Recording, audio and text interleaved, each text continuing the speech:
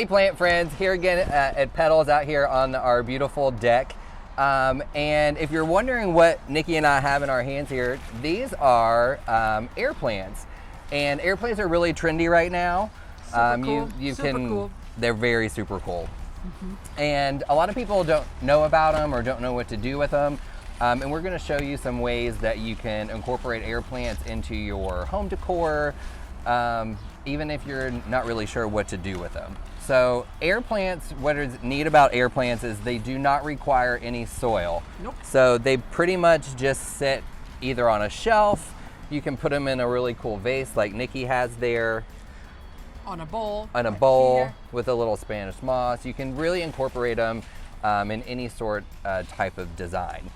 Some technical things with air plants is they like some bright light, but they don't necessarily want full direct sun on them. It's gonna burn them a little bit. And the fun thing that I really like doing in the store is actually watering the air plants, because you don't typically water them like you do a normal plant. You actually get to dunk them. So I have, I have several in this little bucket here that I'm already dunking.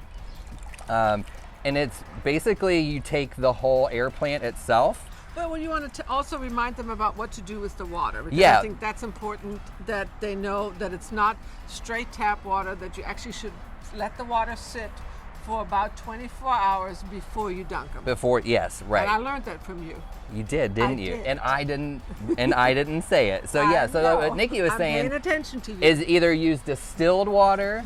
It's good that you pay attention to me. Thank you. Use distilled water or let your tap water sit out overnight, like in a bucket like this or in their sink. And the reason you want to let your water sit out is because there's a lot of like chlorine and fluoride and things in our tap water. And so when you just let it sit and get still, then it's going to dissipate and it's going to get rid of all of those things, because sometimes plants can be a little picky. But what I have in here is I'm dunking some of our air plants in here, and you're going to do this about every 2 weeks, and you're going to dunk them for about 20 or 30 minutes and actually get in there and completely submerge everything, and then just let them sit. And you want to remind them about the important facts about how to dry them too. Correct. Which yes. is really vital. And I think that's where a lot of people, when they come into the store and say, I did all the watering, I did everything correctly, but my air plant got mushy or it didn't do well. And that's, I think, is something that Jeff's going to talk about now, the letting it dry, which is really vital. Right. So these have been soaking for about 30 minutes, and I'm going to go ahead and take these out, and they're dripping right now. So really what you want to do is just kind of go and you just want to take them and shake them out as much as you can, just to get any of that water. This is the bottom of the air plant here. And this is really important because this is what you don't want to be wet or soggy. So when you take it out of the water, you're gonna turn it upside down, and you're gonna basically just let it drain either on a paper towel, a towel, the kitchen sink, anything really. We usually just throw them out here on the deck, and it looks like little squids or octopus on the deck.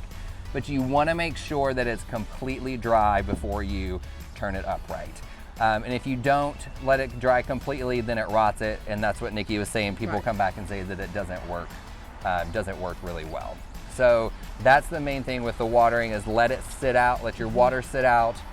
If you can, 24 hours, anywhere from 12 to 24. Especially with like the big girls. Right. Like with her, And I think once you look at all of them, first you think they all sort of look alike, but then when you actually look at them, they really have their own character, their own personality, their own kind of twirls. I think every single air plant is different and sort of has its own personality, and I think that's what makes them so cool.